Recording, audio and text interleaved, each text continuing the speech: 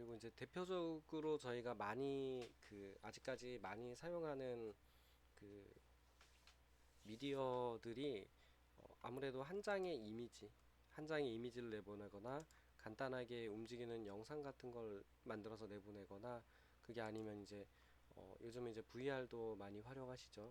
하나의 VR을 만든다라고 하면 이럴 때도 좀 어느 정도 기본적으로 작성할 때 알고 계시면 좋은 요령 같은 게 있어요. 그래서 걔네들을 간단하게 좀 소개를 시켜 드리겠습니다.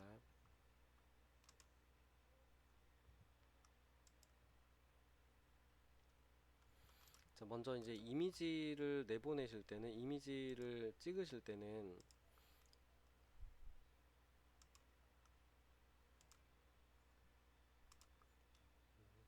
이미지가 지금 다른 데 걸려 있어서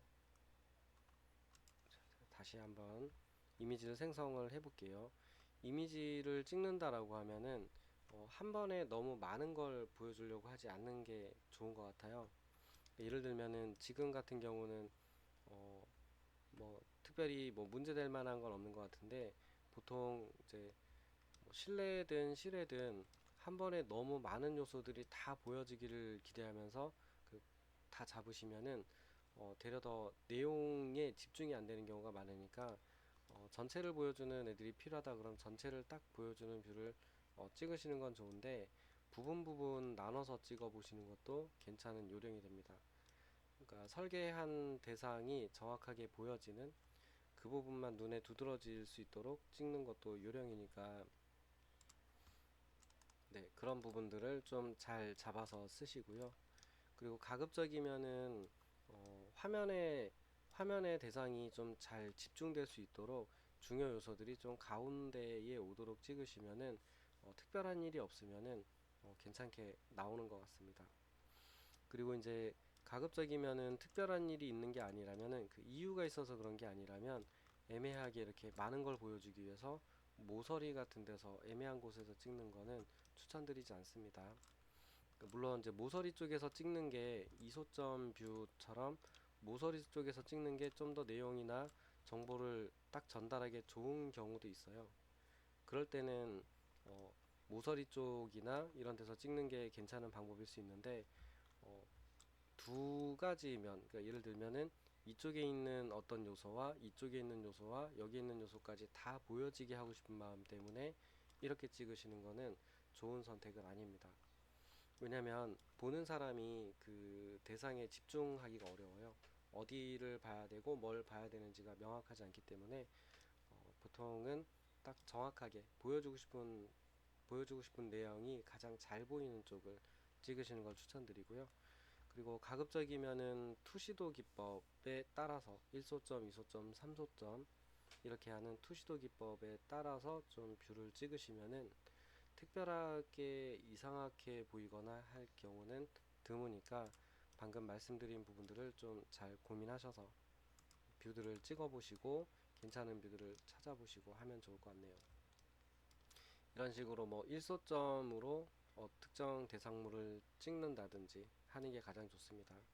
물론 이렇게 측면에 있는 것도 같이 보여주고 싶겠지만, 그렇게 찍기 시작하면은 정확하게 내용을 특정 부분에 집중하기 어렵게 이미지가 나오니까, 차라리 이렇게 찍는 이미지들은 별도로 찍고, 측면도 좀 보여주고 싶다 그러면 측면에 해당하는 부분을 정확하게 볼 수 있는 뷰들을 찍으시는 게, 이렇게 따로 이렇게 다시 찍으시는 게 훨씬 좋은 선택일 경우가 많으니까, 한 번에 너무 많은 걸 보여주려고만 하지 않으시면 괜찮은 것 같습니다.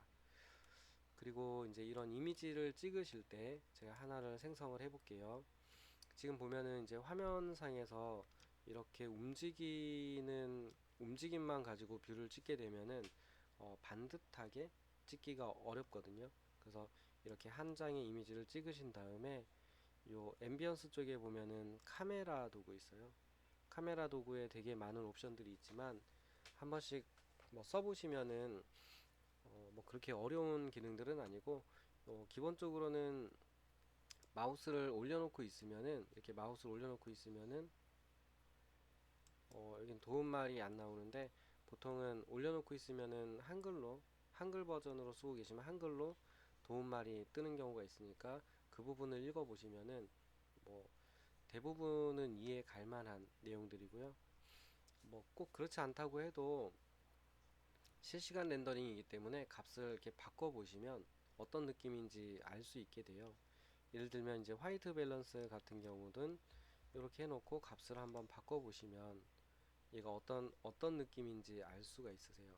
요거는 이제 색 온도 같은 거로 보시면 될 것 같습니다. 자, 뭐 일단 뭐 나머지 값들을 다 설명드리기에는 다소 좀 시간이 부족하기 때문에 어느 정도 끊어가면서 좀 하도록 하겠습니다. 또 써보시고 궁금한 부분 있으면은 그 연락 주시면은 추가로 좀 설명드릴게요. 자, 그리고 어쨌든 요 뷰를 잡으실 때 이 카메라에 있는 요 기능 정도는 알고 계시면은 도움이 되세요. 요 위쪽에서 쭉 내려오다 보면은 렌즈라고 하는 값에 보면은 세부 사항에 보면 아래쪽으로 내려가면 카메라 정렬이라는 도구가 있어요. 이 카메라 정렬 도구를 써서 이렇게 원하는 부분의 면을 클릭해주면 그쪽 면을 정확하게 볼 수 있는, 반듯하게 보는 이런 뷰를 잡아줘요. 그래서 이제 이왕이면은 손으로 맞추면 좀 삐뚤삐뚤해지기 때문에 이 뷰들을 정렬할 때는 이쪽에 뭐 동영상도 마찬가지고요. 이럴 때는 카메라 도구에 있는 카메라 정렬 도구를 한 번씩 꼭 써보시면 도움이 많이 될 겁니다. 이런 식으로 쓰시면 됩니다. 뭐 뷰 잡을 때 상당히 도움이 많이 돼요. 써보시면은 이렇게 뭐 이렇게 정면을 찍는다라고 해도 이런 부분을 카메라 정렬로 콕 찍어주면은 가운데에 맞춰서, 그리고 아래쪽을 누르면은 아래쪽 눈높이 이런 식으로 맞춰서 찍어주는데요. 이거를 한 번에 맞추지 않아도 괜찮고요. 기본적인 방향을 맞추신 다음에 이렇게 위로 올라간다든지 아래로 내려온다든지 앞으로 뒤로 이런 식으로 움직이시면 그 정렬되어 있는 뷰 상태가 깨지지 않고 잘 잡히니까 이 카메라 정렬 도구는 이쪽에 있는 동영상, 이미지 뭐 이런 거 찍으실 때 잘 활용하시면 좋을 것 같습니다. 그 다음에 이제 기타 동영상도 마찬가지고요. 이제 동영상은 찍으실 때 너무 많은 변화를 주려고 하지 않으면 괜찮은 것 같아요. 그래서 동영상을 찍으실 때 뭐 예를 들면은 뭐 이쪽으로 갔다가 뷰를 돌려주고 하늘로 올라갔다가 내려다보고 이런 식의 좀 복잡한 걸 찍게 되면은 이것도 마찬가지로 보는 사람이 보는 사람으로서 어떤 걸 봐야 되는지, 그 볼 때 뭐 보고 나서 뭘 봤는지 이렇게 기억이 안 날 수 있기 때문에 찍으실 때 좀 효과적으로 보이게 하려면 가급적이면 영상인데 변화가 없으면 안 되잖아요.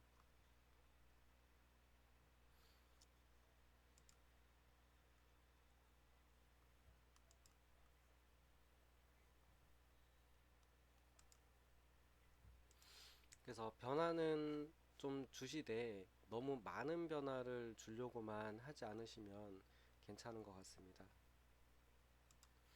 그래서 간단하게 예를 들어 보자면 아예 안 움직이면 이상하기 때문에 이렇게 뭐 대상을 보여주는 이런 뷰를 찍었다라고 하면 첫 번째 씬을 찍어주고 여기서 살짝만 앞으로 움직이는 영상을 만들어도 동영상으로서 충분히 효과가 있어요. 그래서 한 3초 정도로 이렇게 찍어서 어, 보도록 하겠습니다. 이렇게 살짝 움직였지만 대상의 집중이 방해되지 않으면서 어느 정도 움직임이 있다, 변화가 있다, 이런 걸 느낄 수 있는 정도, 이 정도가 가장 영상을 찍을 때 기본적으로 효과가 있지 않나 이런 생각을 합니다. 그래서 너무 어쨌든 영상이든 이미지든 저희가 보여주고 싶거나 보여줘야 되는 부분들이 분명히 있을 텐데 그런 부분들을 정확하게 보여줄 수 있도록 좀 너무 크거나 많은 변화를 주지 않으면 괜찮지 않나 싶습니다. 그래서 너무 많은 변화는 좋지 않을 수 있으니까 좀 조심하시고요. 기본적으로 좀 추천드리는 어떤 변화가 있다면 가장 기본적으로는 어, 이렇게 줌인 줌아웃입니다. 이런 식으로 영상 내에서 보여주고 싶은 대상을 멀리서 살짝 멀리서 시작해서 보여주고 싶은 대상으로 이런 식으로 확대가 쭉 되면서 마지막에 해당하는 부분에 집중할 수 있도록 요 문을 보여주고 출입구 쪽을 보여주고 싶었다 그러면 출입구 쪽으로 확대가 되면서 여기 마지막에 딱 멈추는 이런 유도 괜찮고요. 그 다음에 반대도 괜찮습니다. 예를 들면은 이제 효과에 대한 얘기인데 뭐 이렇게 예쁜 뷰에서 시작하지 않더라도 얘가 어떤 건지 좀 궁금할 만한 이런 부분에서 시작을 해서 살짝 뒤로 물러나면서 이런 식으로 물러나면서 이 전체적인 부분을 딱 보여주는 이 정도의 변화도 상당히 효과적인 영상을 찍는 방법이니까 이런 부분을 좀 활용하시는 것도 괜찮은 것 같고요. 마찬가지로 뭐 위로 올라가는 것도 괜찮습니다. 위나 아래로 움직이면서 이런 식으로 위나 아래로 움직이면서 그 설명하고 싶은 것들을 보여주는 이런 것도 괜찮은 방법이니까 위로 움직이거나 아래로 움직이거나 앞으로 움직이거나 뒤로 움직이거나 이런 약간의 변화들을 주시면서 영상을 찍어 보시면 생각보다 그 크게 어렵지 않으면서도 손쉽게 영상을 만들 수 있는 요령이니까 잘 활용하시면 좋을 것 같고요. 그 다음에 꼭 이 영상이 움직여야 된다고 생각하는데 시간의 변화도 영상이 되죠. 그러니까 시간의 변화를 줘도 동영상이 될 수 있으니까 뭐 반드시 이게 뭐 이런 식의 움직임이 있어야 된다라는 생각을 갖지 마시고요. 시간대의 변화를 주면 환경이 변하겠죠. 지금은 제가 이 컴퓨터가 사양이 안 돼서 정확히 안 보여지는데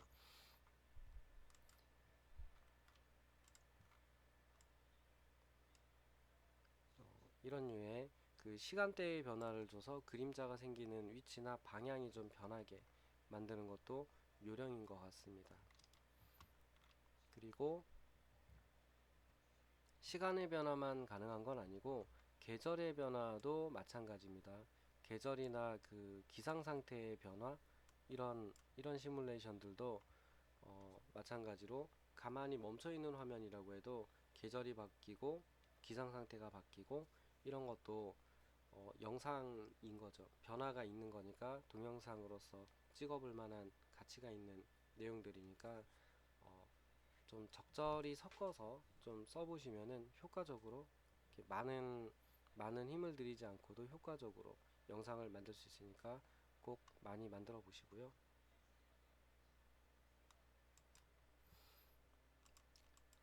자, 이렇게 그림자가 변한다든지 이런 것도 좀 효과가 있습니다. 효과가 좀 보였으면 좋겠는데 워낙 컴퓨터 사양이 좋지 않아서 효과가 보이진 않지만 시간 되시면은 컴퓨터를 켜서 이렇게 한 번씩 따라해 보시면 상당히 효과가 있다는 걸 확인하실 수 있을 것 같고요. 그 다음에 이제 VR 같은 걸 만드실 때는 가급적이면은